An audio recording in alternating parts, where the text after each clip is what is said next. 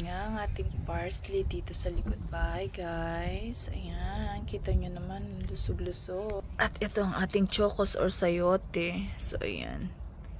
Ayan, may bagong sibol tayong nectarine. Ano pa siya? Katatanim lang. Ito ang ating rosemary, as you can see. Ayan siya. Yan. Ito ang ating blueberry. Ayan, may mga bulaklak na rin. Blueberry pa more. So, ayan. Ayan. Hindi lang natin naabutan ang bunga, guys, kasi naunahan tayo ng ibon. Ito, raspberry. Ayan ang ating, cauliflower, guys. So, ayan. Ayan pa yung isa.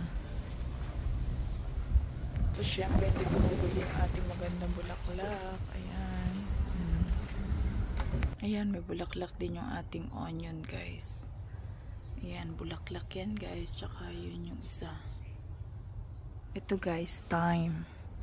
Thyme after thyme.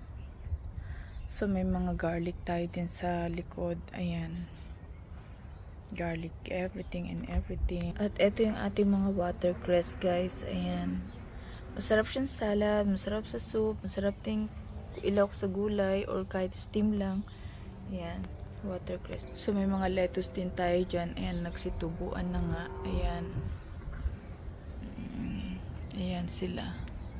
So, natuyo na yung sili natin kasi hindi natin nakaharvest, guys. Ayan.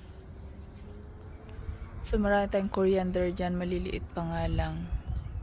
Pakita nyo. Ayan, coriander yung maliliit na yan, guys. Ayan siya. Thank you for watching.